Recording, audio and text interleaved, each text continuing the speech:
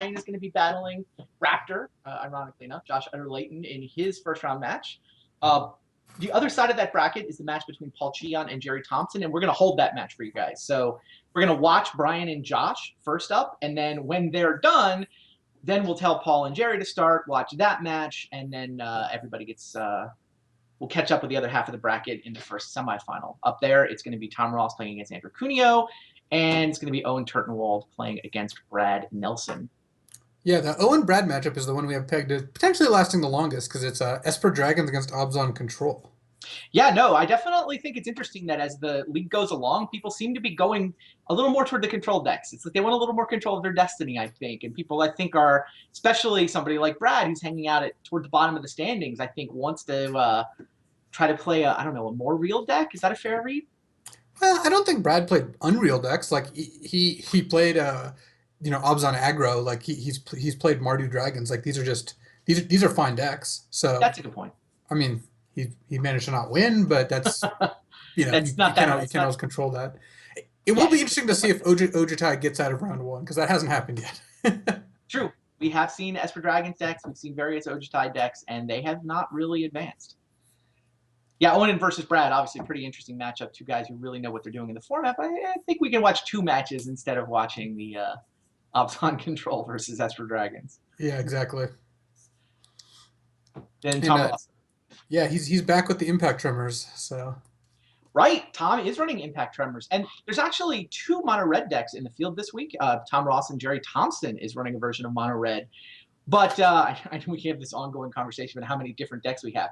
I've got it at 8 different decks this week, and up to now 25 decks overall. Because I mean, Jerry and Tom may overlap at Lightning Berserker and Zergo Bellstriker, but they're fully 22 spells different. Yeah, their takes on Mono Red. I'm not arguing with you this week. I think last week it was an interesting debate. I think this week these are just two different decks. One has Impact Tremors and one has Thunderbreak Regent. These are not doing exactly the same thing. Precisely. Yeah, they overlap on Berserker, Bellstriker, and Burn. That's basically where they overlap. The Burn being Strike, Stoke, and Slash. Yeah. It's interesting. To Jerry's take on Mono Red, I don't know. We can. Well, we're going to get that matchup later. We should talk about Raptor's deck. Yeah, definitely. Josh brought some spice to the table for this match against Brian. We've shown you Brian Kibler's 4-color Coco deck. This is what Josh is going to be fighting him with. Can you walk us through what's going on here, Luis? So the main combo here is like the Ascendancy decks of the Pro Tour, which is for Pro Tour Khans of Tarkir, by the way. The first time that Khans got played, it's you have Jeskai Ascendancy out. You target one of your creatures with Retraction Helix, and then you bounce something cheap, like, say, a Springleaf Drum or a Dragon Mantle, and every time you play a spell, it untaps the creature again, lets you bounce something again.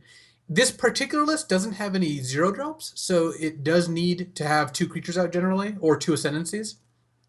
But once it does that, it can loot through its deck, and this deck is going to eventually find a Crone Crusader, and it can just play a Dragon Mantle enough times to get infinite tokens. You can stop looting whenever you want with Jeskai Ascendancy. And this is kind of like a heroic deck, too, because it's got Meletus Astronomer and a Crone Crusader, and then a bunch of cheap enchantments to put on them. Nyxborn Rollicker is, of course, both a card you can bestow on them and a creature to just play if you need a creature to hold a Retraction Helix or a Springleaf Drum or a Dragon Mantle. So it's kind of a more, I guess, aggressive version of the Ascendancy combo insofar as it's got a couple other like combo synergies going on, but the ultimate goal is to still just get out Jeskai Ascendancy. It's going to have a hard time winning without that card. Now, is this a deck that you guys tested for the Pro Tour? Did you have this version of Ascendancy? We tested Dragon Mantle in the deck, but we didn't have the full-on Meletus Astronomer version. Matt Nass actually played this at Grand Prix Denver and lost playing for day 2. It's an interesting take on the deck. It has more dig because it has Meletus Astronomer and Dacra Mystic. Well, it has less literal dig because it's not playing dig through time. Right, I saw that. 2 dig through time in the sideboard is all. What this deck does, I think the best compared to the normal Ascendancy deck that has just, say, 4 Sylvan Caryatid, 4 Rattleclaw Mystic, is that it's got a lot more creatures and ways to just combo with those creatures, so it's less likely to end up stranded with no creatures in play versus the other deck. Fair enough. And what's your take on sort of the home of Ascendancy in Standard nowadays? Is this, you played this at the Pro Tour, right? I did. I did. Pro Tour Khans anyway. Yeah, Pro Tour Khans. I did. Ifro did. Paulo did, and Cheon did. So I think we were the ones who played it, as well as Guillaume Matignon. And we had mixed results. The deck did not end up performing as well as we'd wanted. Ifro and Paulo did pretty well with it. The rest of us had kind of middling records. The advantage to playing a deck like this is against decks that can't interact with you. You generally goldfish faster in a way that is kind of goes around a lot of the removal spells and interactive spells in the format. But Dromoka's Command is a really big card, and that makes this deck a lot worse. People just get a main deckable Disenchant now, and Kibler has it in his deck. Wow. Okay, that is definitely one to look for. Yeah, Dromoka's Command does feel like it makes essentially just a little weaker than it was before the command was printed. Yeah, I think Josh was hoping that Kibler would be on a green deck that didn't have white in it, because generally this deck would be able to outrace, like, say Kibler played the deck that, like a green-black deck or the mono-green deck. Those decks don't kill super fast, they're more mid-rangey, and this deck can assemble a pretty quick combo.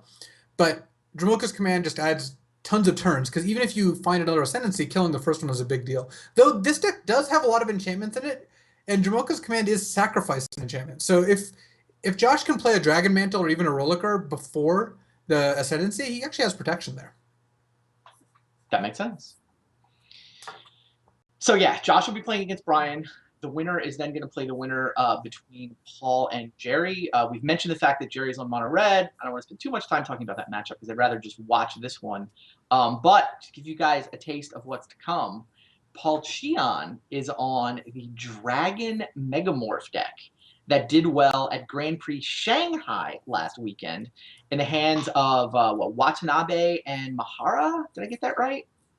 Definitely, I mean, two of the named Japanese players, top 16 with this deck. I think it was the two of them. I was busy with Magic Online Champ. Didn't get to watch a lot of the Grand Prix come through myself. But definitely, I noticed this deck, and if you think about this, it's got the kind of 5-color dragon thing going on that the Mike Flores deck that he qualified for the Pro Tour with has, where, okay, once you've got all these havens, you can kind of cast all these spells, but you get to go Satyr Wayfinder into Den Protector in a deck, and then a Den Protector Deathmist Raptor, but then also kind of fix your mana to have this giant pile of dragons.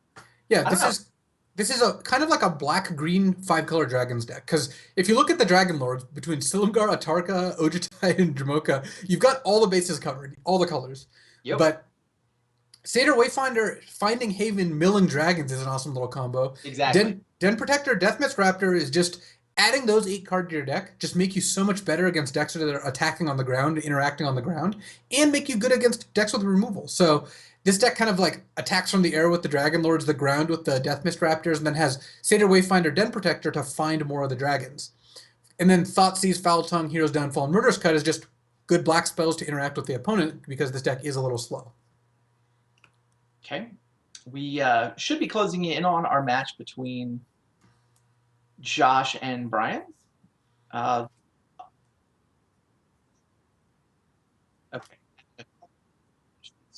We'll sort that out. And then meanwhile, our other matches can go ahead and start, right? Yeah. So this is facing off against Mono Red, which not really where you want to be on a 5-color deck generally, but it does have 2 Dragonlord Dromoka and 3 Coursers, and then Satyr Wayfinder, Sylvan Caryatid, Deathmist Raptor, Den Protector is just early plays. And the fact that Jerry's playing a slightly bigger version of Mono Red with dragons has to be better for Paul. Yeah, Foul Tongue Invocation seems like the life gain there, it's a relevant amount of life that you can gain in that matchup. 2 in the main, 2 more on the board. Well, what are the odds that he has a dragon, though? He only has 8 plus 4 Haven of the Spirit Dragon plus 4 Den Protectors. Exactly. Foul Tongue Invocation feels like, I don't know, I mean, a lot. Silumgar Scorn is the card that seems to get all the credit for stitching together the Esper Dragons archetype, but there's no Silumgar Scorns in this one. It's the Foul Tongue Invocation that feels like it really takes a lot of advantage with a lot of these synergies. I don't know. The Foul Tongue Invocation just feels like a super important card to the way Standard's coming together. Definitely, and it does, as you said, get less press than Silumgar Scorn, but I'm playing 4 Foul Tongues in the Esper deck that I've been playing, as well as the 4 Silumgar Scorn, and they're both very important. So I think, one of the advantages of playing this deck is that you have a 3-mana spell that kills their creature and gains you 4 life, which is just an incredibly efficient card. Yeah, that makes sense. And I think Jerry would rather be on more 1-drops and less 4-drops against a deck that is going to be able to dominate the mid to late game pretty easily here.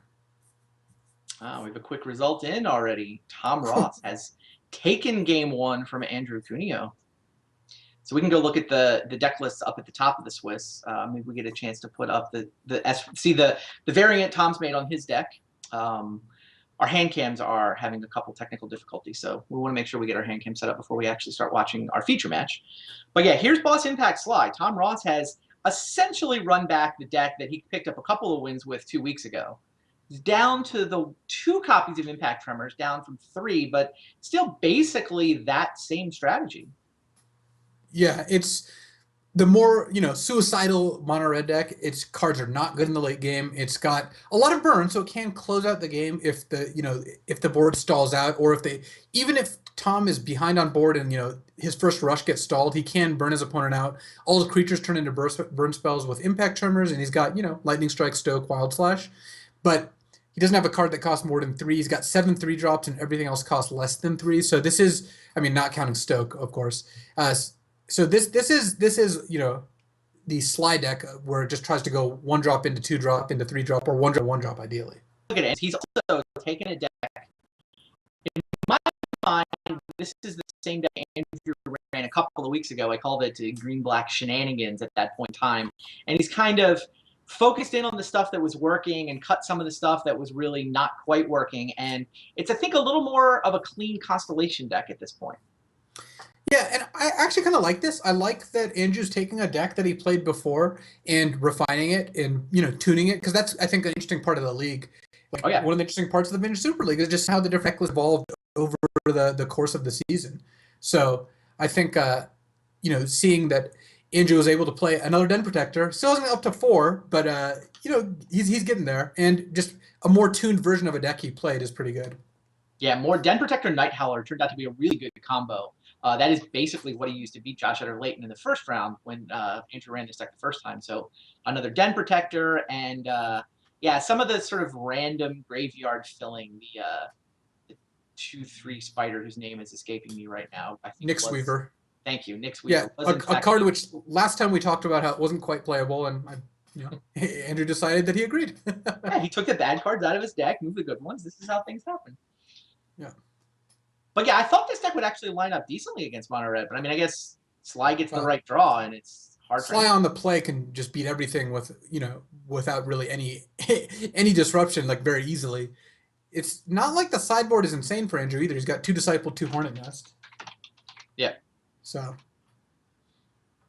I could see things.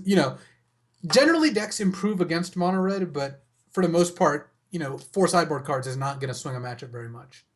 Get a couple Nylea's Disciple.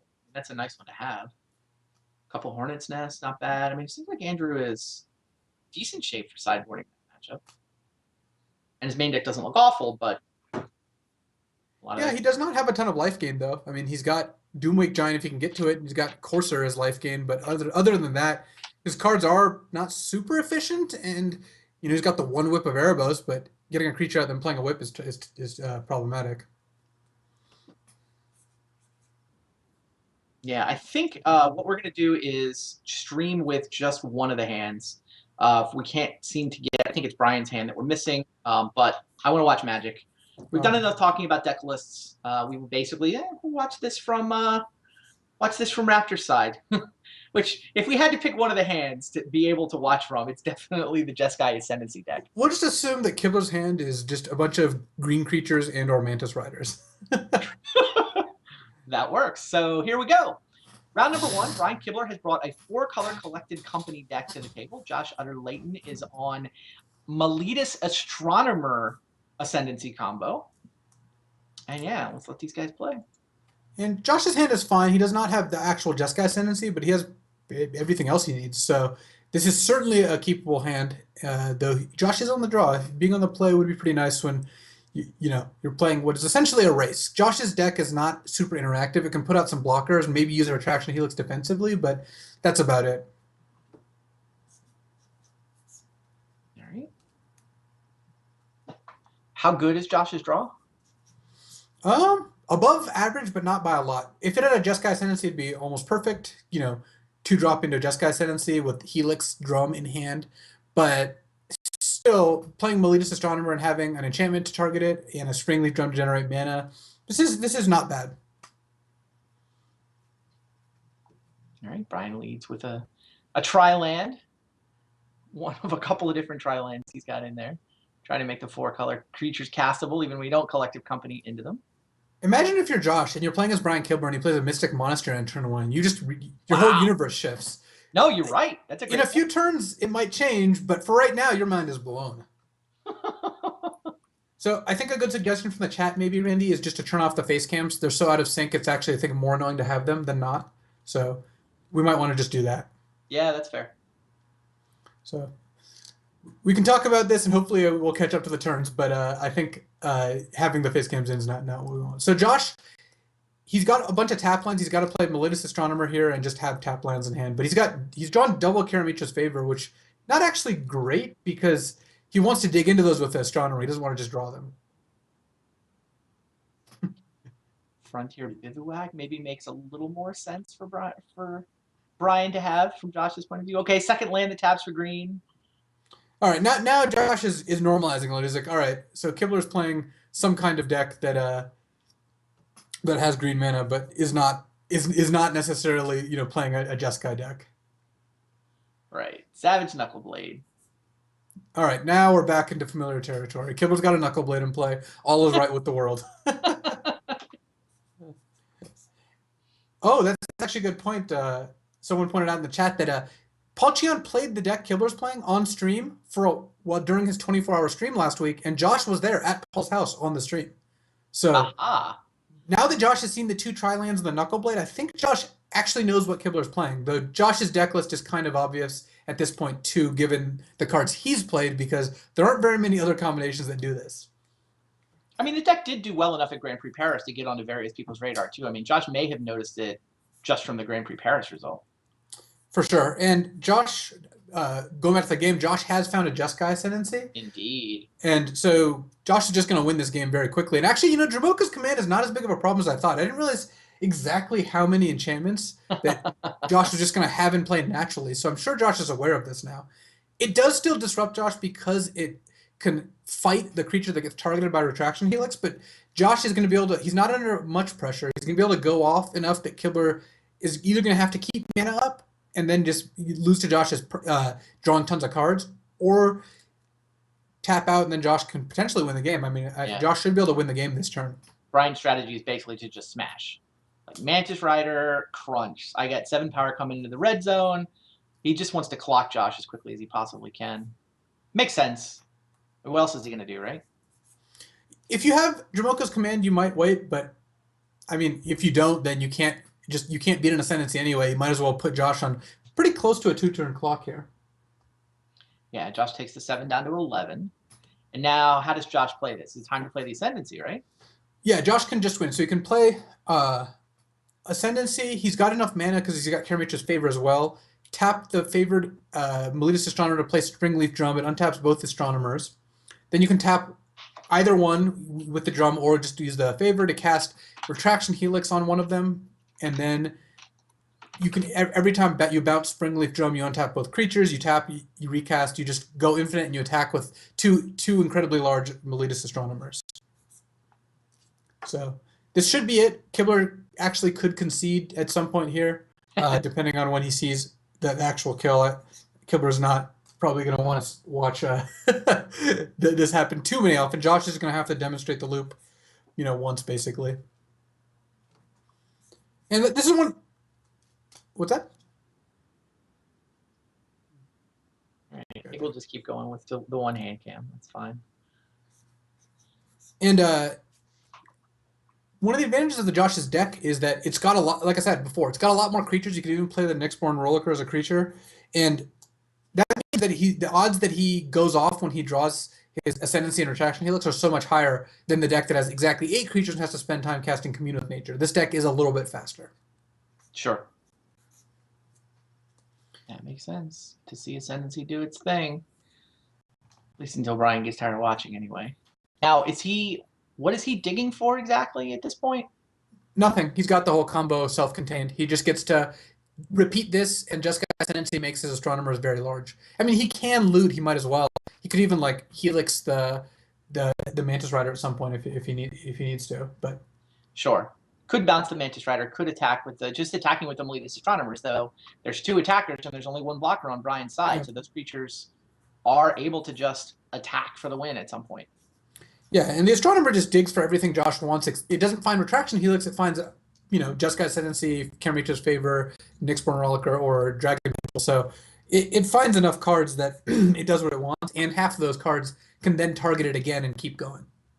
Seems pretty clean. And now, in theory, he could also make a bunch of hasty 1/1s if he got down to the Throne Crusader. Let's say Brian had a bunch of blockers. There's 2 ways to get around that. One is that you use a Crone Crusader to make a bunch of hasty 1/1s, which then turn into like 10/10s. The other is that you can start getting, once you get 2 Ascendancies out or enough creatures, you can start Retraction Helixing all of Kibler's permanents 1 by 1. Fair enough. Looks like Kibler's ready to watch this combo. I guess he's maybe looking for a kill condition, but Josh already has it in play. He might either not know that or not care about it. Maybe he just wants to see Josh go through the whole combo, which is obviously, it's on Magic Online. You have that right. Yeah, I mean, it's not like clock's going to be an effort. We put these guys on 40-minute timers, so they shouldn't have any trouble finishing the match, even going through the motions on a combo loop like this. I also think there's some value in getting to see it once, right? Yeah, definitely. We've got some updates for. I see one update that Andrew and Tom went to game 3, and then very quickly after that, an update, and a quick update after going to game 3. It's not good news for Andrew. Tom Ross has defeated Andrew 2 games to 1. Well, Cuneo is neck and neck with Brad for trailing the league, and Owen is now up a game against Brad. So there's 3 of them down on just the 1 win, right? Brian's in the same boat. Everybody's on the scoreboard, but and Brian's about to also be down a game. No, that is true. All 3 of them could still be at 10 points after these hold up. Which, if you're one of the people near the end, that's actually good for you. Obviously, you want as many people joining you near the bottom as possible because that makes it less likely that you end up last.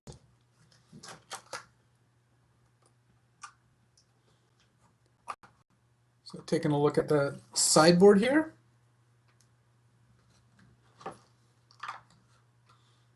What happens after sideboarding? Brian gets some negates. That's about all he gets. And Jamoka's Command's got to be worth playing, even if it's not the best card in the world. It's still fine. But that's about it. All the rest of his cards don't really do much. Disdainful Stroke has very few targets, if any. He might be worried about Dig Through Time, but that seems like a pretty thin reason to born that card in. And you certainly don't want Hornet Nest or Elspeth. Or Erishan Cleric. These are just not how you win the game. So Kibler's kind of forced. He just boards in probably 3 cards and just takes out stuff like Valorous Stance. So Kibler just has to hope to race, and a fast start plus a negate is enough to do it, which it could certainly be. Josh, I imagine, is not going to be boarding a ton either. If we want to take a look at Josh's deck, these decks, I mean, even without seeing Josh's sideboard, these decks, they just don't have a ton of sideboard cards. They're playing a combo deck that needs almost all the cards in the deck to go off, just because they're all just different combo pieces. So I can't imagine that Josh is looking to do too many swaps. He could bring in something like Swan Song if he thinks Kibler has negate. He could bring in Wild Slash, but that seems pretty bad against a deck that doesn't even have that many targets. And then Reviving Melody is a kind of a way to beat an attrition war, but that's not really how Kibler's gonna approach this matchup, I don't think. Makes sense. So Josh up a game. We've also got Owen Turtenwald up a game on Brad Nelson. Owen's on Abzan Control this week. Basically playing the deck that won Grand Prix Shanghai. Although not precisely the deck that won Grand Prix Shanghai. Yes. Yuki Ichikawa won Grand Prix Shanghai with an Abzan Control deck that had 61 cards. So yeah, and there's a pretty funny Twitter interchange where Owen's playing 61 cards is inexcusable and got 30 retweets or something. Then Reed Duke responded to Owen saying, "Hey, when an expert player does something unconventional, you should try to see what you can learn from it." And Reed got 50 retweets. So I thought that was a pretty funny little interaction there. Yeah, no, I particularly enjoyed Nassif chiming in with having won the Pro Tour with his card deck. Yes, of course. So this hand is a little less impressive for Josh. He doesn't have Retraction Helix, and he still doesn't have Ascendancy, but he still has, Astronomer plus a way to target it, which is, a good way to find extra cards. And he still has decent mana plus a Sylvan Caryatid, so he's like, he can play turn 2 Caryatid, turn 3 Astronomer, target it with the Dragon Mantle, and that's just not a bad start at all. Whereas Kibler has the slowest start I've ever seen. And he drew a Plains. He drew an untapped land with his 2 Savage Knuckle Blades. Knuckleblade. He can't cast it. So, not to spoil it for Kibler, but after Paul played this on stream for like a solid day, his conclusion was that this deck was not good. So we'll see if that ends up being more accurate or not. You can play Collected Company on turn 4. This is true, and that is a good way to make up for it. I do think Collected Company is what this deck has going for it, but nothing. Collected Company, even if you get 2 good hits, I don't know if that makes up for doing nothing the first 3 turns. Yeah. And so Josh just playing a bunch of dorks, and next turn going to set up a Dragon Mantle is the idea. He still basically needs to find an Ascendancy. Yeah, Ascendancy doesn't actually quite just do it, and then one of the reasons to wait on Dragon Mantle is if you draw Ascendancy next turn, you want a non-land spell to trigger it, or non-creature spell rather. But it's still even if you find Ascendancy here, you're not like going off. You still need to dig to Attraction Helix. Though Ascendancy does help dig pretty effectively. And Josh, of course, is playing. He's playing Ascendancy deck. He's playing a Lamblight deck that has a lot of spells that trigger these, Astronomer and Ascendancy. He gets to rip through his deck very quickly. Brian debates whether to play Knuckleblade or Company. Goes for a hasty Knuckleblade. Just to put the pressure on, this will attack for more, clearly. It is funny that Kibler did draw a basic land finally. It's a forest that works, but drew it a turn too late. Rawr. So Josh is going to lead with Dragon Mantle on the Astronomer, see if he can find something here. He found Nyxborn Rollicker and drew Sheevan Reef, so kind of a brick, but he gets to take another spin. He gets to put the Rollicker on the Astronomer, and if he feels pressured at some point, he can start putting cards on the Crusader to make chump blockers for Knuckleblade. Knuckleblade is actually somewhat ineffective against Josh's deck. It's normally a decent clock against combo decks, but Josh can actually generate lots of blockers. Josh missed, of course, in a second. Rollicker missed. So basically targeting the Astronomer lets him go looking for enchantment, right? Yeah, any enchantment. It doesn't even have to be an aura, so he could find Jeskai Ascendancy off of it. He's going to play the second Astronomer. He's got enough random lands that he doesn't want to play in his hand, I guess. In general, these decks don't want to play anything above the minimum number of lands, just because once you string with Ascendancy, it really puts pressure on you to have cards. Josh has 3 lands in hand.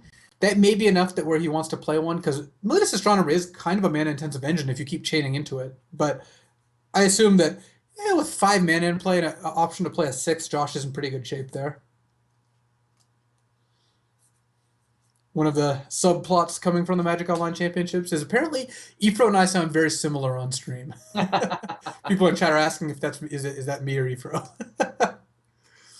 Got your name on the screen? No picture, though. It could be Ephro masquerading. That's true. And you wouldn't be able to tell because the level of commentary would, of course, be obscenely high. Does it count as a brag if I'm bragging for Ephro and me? I think so. Oh, yeah, it definitely does.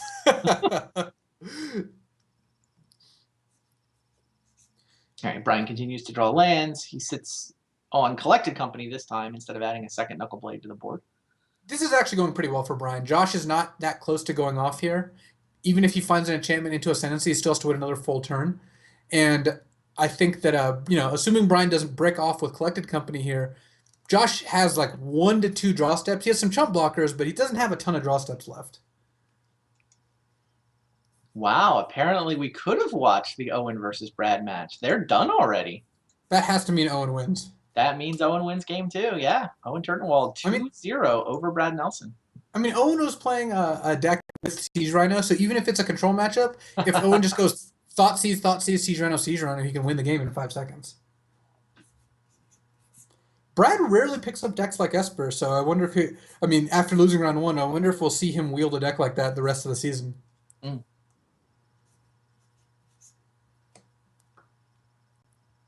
People are starting to complain about Brad Nelson messing up their fantasy standard Super League drafts. I know multiple people who drafted up the 8 players the beginning of the season to see who could get the better crew. Well, the problem is when Brad signed the deal with the Devil that he did a couple years ago, Standard Super League wasn't a thing, so he couldn't put that in, and so there was an exception. It's only for Grand Prix and Pro Tours. Got it. It's only Grand Prix and Pro Tours.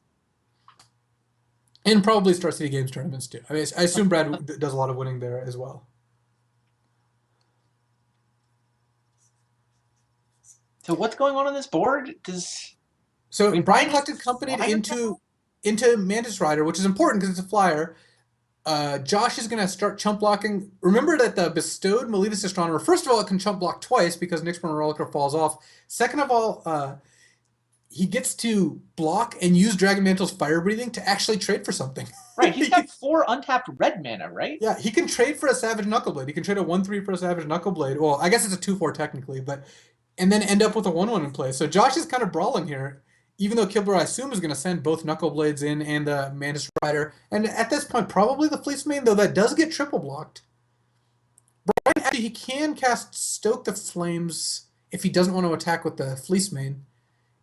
He could, maybe just stoking the Astronomer is actually good, though Stoke does give you an extra turn on the clock. So it looks like he is going to Stoke, maybe.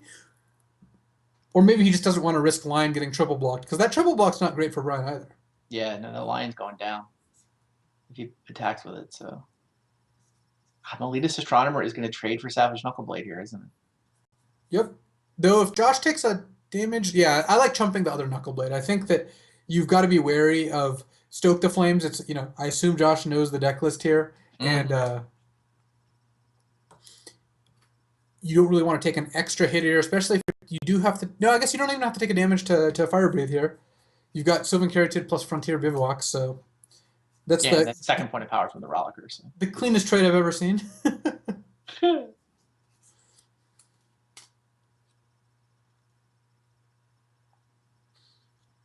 Yeah, Miletus Astronomer trades for Savage Knuckleblade.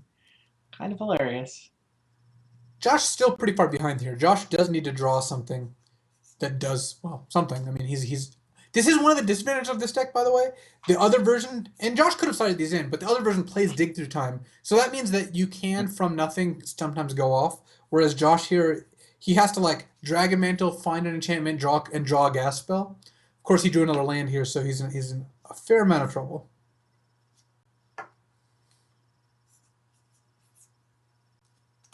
Yeah, and he's really 2 cards away from winning the game. He needs both an Ascendancy and a Retraction Helix, right? He needs to draw Dragon Mantle, target a Miletus Astronomer, find Ascendancy off the Miletus Astronomer, find Retraction Helix off the draw for... oh, is that all? For Ascendancy, or off the draw for Dragon Mantle, then he can go off. Yeah, so that's... I assume that he's 20% or so. I didn't run the numbers, so... But... Josh is going to die to Stoke the Flames with this current block, but it's getting to the point where he can't block with everything. I mean, this seems reasonable, but at some point he needs creatures in play to win the game too. So this is basically the last draw step Josh has, and like I said, he has to hit kind of like running cards here, off of triggers and whatnot. You've mentioned no Dig Through Time, no Treasure Cruise in this list either. That's another card that I think you guys did play before, right? Yeah, we played 4 crews to dig because we had full-on Commune with Nature, Taigam scheming to dump cards in your graveyard, whereas Josh is on the all creature plan. He doesn't fill up his graveyard as quickly, so he doesn't have main deck digs. He sideboards them in. Against control decks, I would not imagine sideboards them in here, just because the games are not really attrition games. Yeah. Obviously, when you flood out this much, dig starts looking good, but that's not really what you plan for. So Josh is dead here. Kibler doesn't even have to cast the Stoke. He can cast it if Josh does anything, but for the most part, he doesn't have to. Yeah. Josh has now chunked blocks down to where his board state is quite bad. Kept the Astronomer so that something like a Dragon Mantle can, in theory, hit runners. But this is upkeep Stoke the Flames. Yeah, it might as well. Yep. So we're going to get a game 3. Brian Kibler has tied things up with his 4-color Coco deck. Josh Utter-Leyton could not ever, basically never found Jeskai Ascendancy. And if you I feel like you also never saw a Retraction Helix, but I mean, finding the Ascendancy makes it so much easier to then find the Retraction Helix that feels like the Ascendancy is really the key card. Is that, I mean, you've got more experience with the deck than I do. So one common feature of decks featuring Jeskai Ascendancy is that the best card in the deck is Jeskai Ascendancy. So yeah, I don't think I've played a deck that has Jeskai Ascendancy in it that doesn't play 4 and want to draw it more than any other card in the deck. So yes, you're definitely right. For a reason. This deck wants to draw Ascendancy. The reason being that, first of all, Ascendancy is your engine card in any deck that includes it. Second of all, it digs for your other cards. It makes it so you just tear through your deck in like 2 turns, if not less. So I think that Josh is going to hopefully have Ascendancy's opening hand here. He has not had that yet. He is on the play. The upside for Brian is that it's going to be hard for Brian's draw to be worse than his last draw. So I think that he's on the upswing there too. Yeah, and he won with the last draw, despite how terrible. He did. That's what I mean. Like, he won with that draw, and so that's a good sign, right? I mean, let's get down to Josh basically didn't do anything, and no Ascendancy for Raptor. This draw is not good. I think it's a keepable draw because it's got a bunch of the combo pieces and Astronomer, which, even though you don't have a way to target Astronomer besides Helix right now, and you don't really want to burn a Helix, Astronomer is the kind of card where you draw one of 20 cards in your deck, and it keeps drawing you more cards. So I think this is a very reasonable hand to keep. It's just, if you're Josh, you're not excited about this. Which comes into play tap land does Brian want to play? Well, this time he's got turn 2 Rattleclaw, so it's actually not that bad for him. Oh, Dragon Mantle off the top for Josh. Yeah, and that's a great draw, especially with Springleaf Drum. And he found Nature's Favor and then drew Retraction. See, look, this is the engine that he was looking for last game. I mean, he kind of stopped the chain, but here, Dragon Mantle found 2 spells. Karametra's Favor has a decent chance of finding 2 spells. If he needs to, he can play Retraction Helix. And then I assume his main win condition is a Fire-Breathing Miletus Astronomer once all is said and done.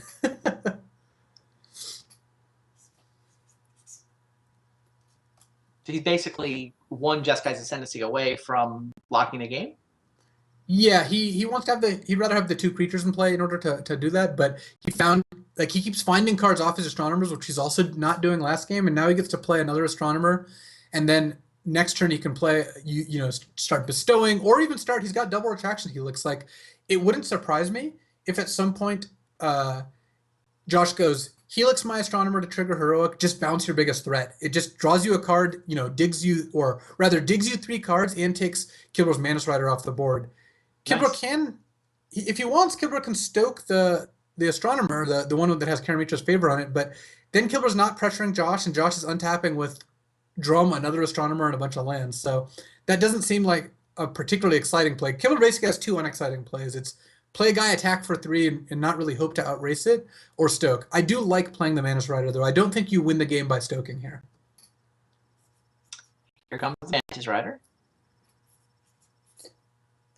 Also lets him get through the Scryland, set up his draw, and get through the comes into play tap part. Yeah, and Kibler can. This is also much more efficient because stoke is an efficient card when you have creatures to tap to it. So now Kibler can next turn go second Manus Rider, play untapped land, attack with both Manus Riders, then cast stoke. And that's a pretty big game that lets him cast 10 mana worth of cards over 2 turns instead of 7 mana worth of cards over 2 turns. So I think that is a big reason he made that decision.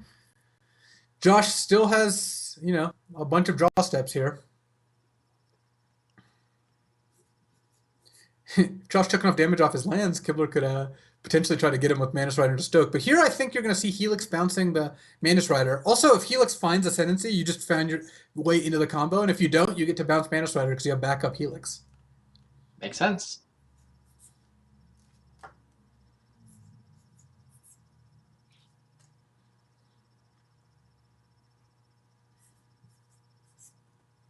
Yeah, I think Josh was thinking about that play, but the other play is to start by bestowing. The problem with bestowing is if you bestow and you find Ascendancy, you can still cast it. So, but then you wouldn't be able to do anything else with it. Spell? Oh no, you can because you can play an untapped land. So you can bestow, play Ascendancy, and then play Helix and go off. So either way, Josh is going to have a couple looks here. I do think that he's going to end up casting Helix if he misses on this, though. He does lead with the Rollicker. And it sounds like maybe he has a choice, or no, he's just putting them all on the bottom. Swing and a miss with the heroic trigger from Elitist Astronomer.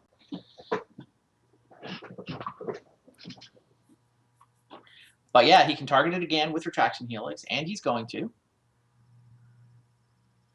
And the advantage of this is that you get to bounce the Mana Strider, and I think that's a big thing. It lets you take a lot less damage this game. That's better than bouncing a Dragon Mantle? Well, it depends what you find off this. If you break off this, then you have to think a lot more about bouncing Dragon Mantle, since then you're out of gas. But if you hit like another Dragon Mantle or like a Karamitra's Favor, then I would be happier to bounce Mana Strider. It looks like Josh did miss, so 0 for so 6. yeah, bouncing Dragon Mantle I think does appeal to you there. That is the better play now. Worst he's going to take is what, second Mantis Rider and a Stoke. He can take 10 next turn, but he's not. It's hard to imagine Brian killing him on Brian's next turn. Yeah. Feels like 10 is. I mean, he actually has the 10, which is kind of the worst case scenario from Josh's perspective. Or maybe Hasty Knuckleblade would make it 11, except then you wouldn't have the Stoke. Yeah, I think 10 is the most Brian can do.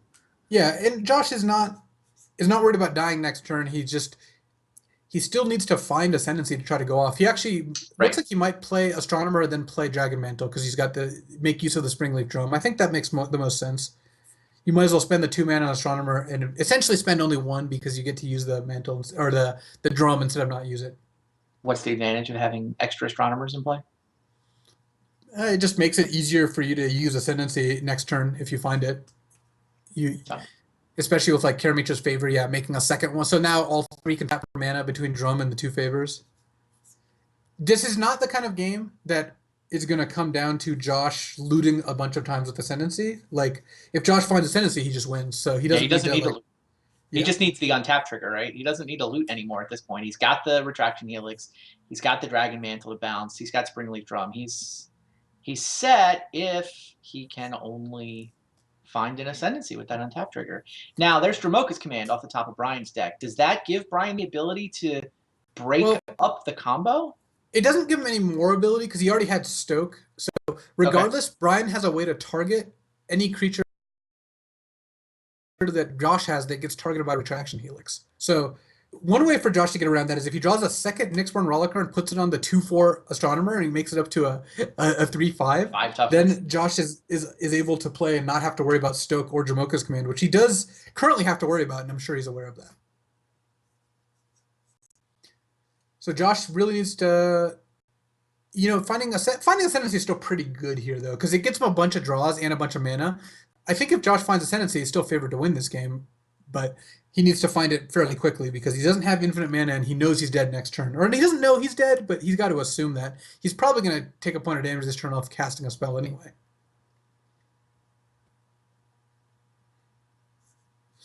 Because I think that, yeah, you lead with the Karamitra's Favor. Kibler could fizzle you want to let the Heroic resolve because you want to see what Josh gets. Mm-hmm. Looks like another Karamitra's Favor. And then if Kibler wants, he can fizzle that by casting Stoke or Dromoka's Command. I don't like doing that, though. Yeah, it seems like you want to wait. You want to fizzle Retraction Helix. Now, there is Jeskai Ascendancy. So what's going to happen now is Josh is going to cast Jeskai Ascendancy, and then he's going to cast a Retraction Helix. He might not lead with Retraction Helix, though, because he's aware that Kibler has Disruption for it, right, in his deck. His creatures up to more than 4 toughness. Yeah, so actually Josh should be able to just win. He should just Ascendancy, then cast Springleaf Drum, untap all his creatures, then cast Karamitra's Favor, and then cast Karamitra's Favor, and at that point, Kibler trigger. He can get multiple Jeskai Ascendancy triggers before he has to play the Retraction Helix. Yeah, and all of Josh's spells now generate mana, because Josh essentially, he has 2 Birds of Paradise, and he's about to have a third once he casts the 3rd Favor.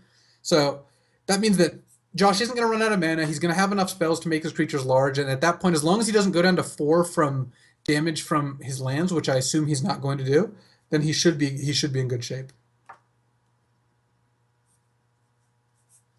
I guess Kibler can't cast Dromoka's Command, actually. Yeah, no, he doesn't have the white mana. I think he only has 1 plane. Yeah, he only has the 1 plains. And his Windswept Heath was the only untapped land, so he had to get a forest, which doesn't cast either Mantis Rider or... Yeah, you have to tap the plains to cast Mantis Rider. But Stoke and Jamoka's Command are like the same card right now. So Exactly. that's There's no way he could cast both of them, so it doesn't actually matter. I mean, if Command was Destroy Target Enchantment, that would change everything. But yeah. Josh has plenty of enchantments to sacrifice. It's only really the fight ability that's relevant, and Stoke does just as much. All right, Jeskai Ascendancy is in play for Josh Utter-Leyton. And So- yeah, let the triggers commence. Karametra's favor, trigger. So presumably Josh just wins this here. I mean, as long as he doesn't take a damage off his land, as long as he waits to cast Helix until his creatures are big enough. But honestly, they're already big enough. He's already got a 5 toughness creature out with the bestowed Meletus Astronomer. So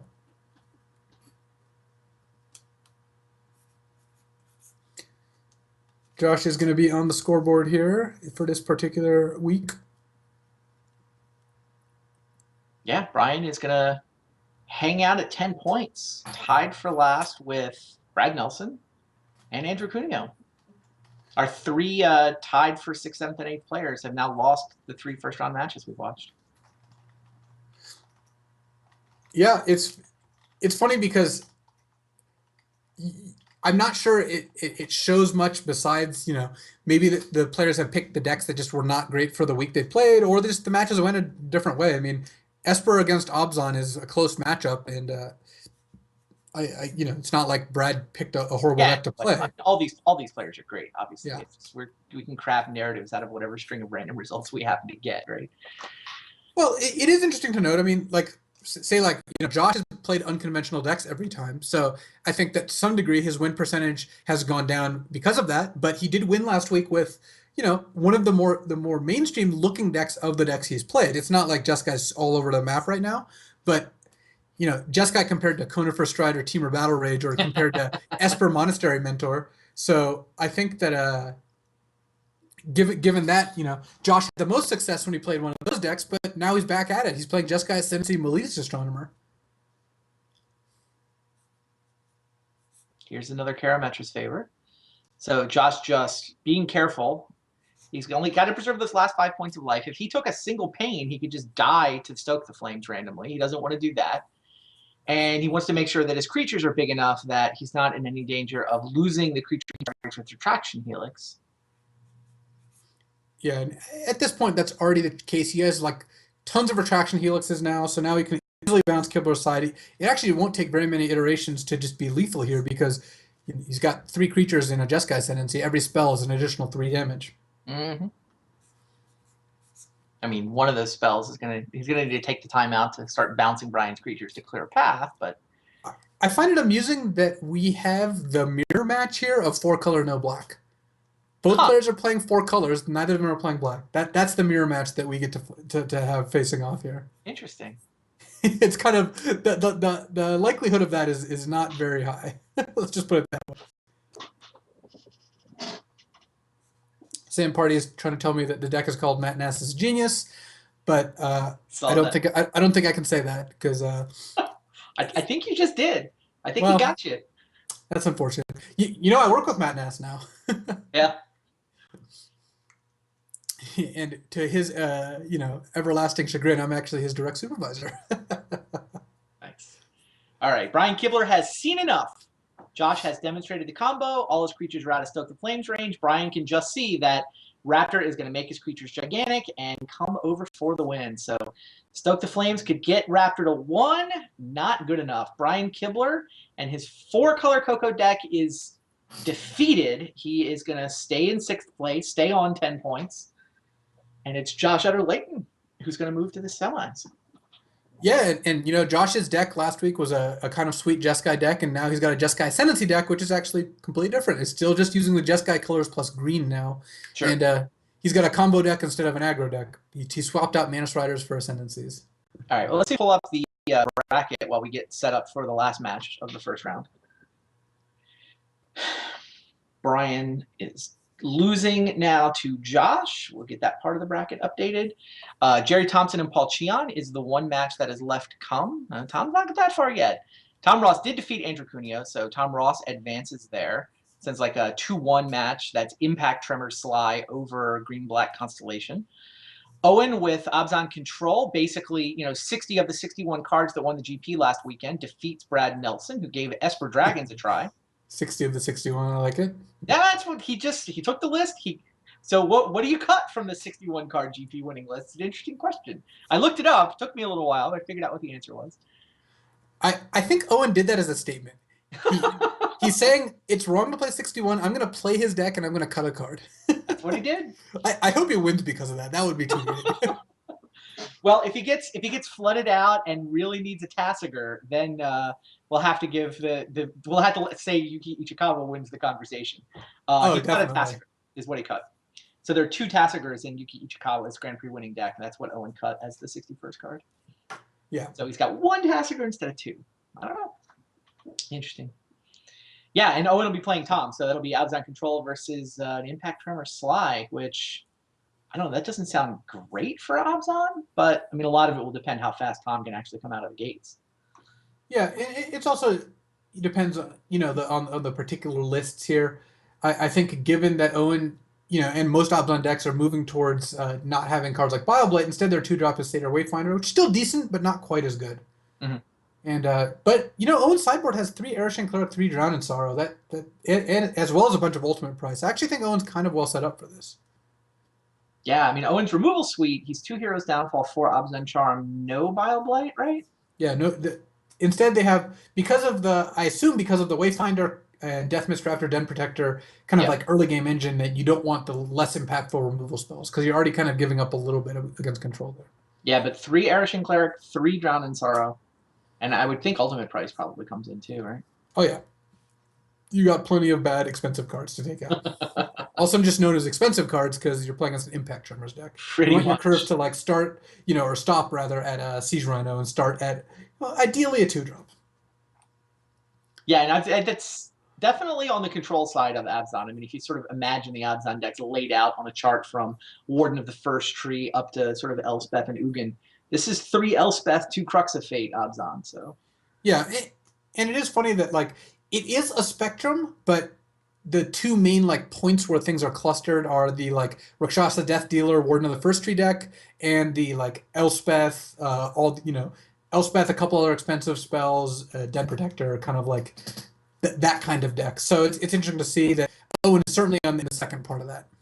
Yeah, I mean that's where I think things are clustered now. We saw a lot of mid-range decks previously. I mean, over the course of the last year. I mean, Ari Lax didn't have 3 Elspeths in his deck. I mean, he was on the Planeswalker side of things, but also felt like he was a little more rangy.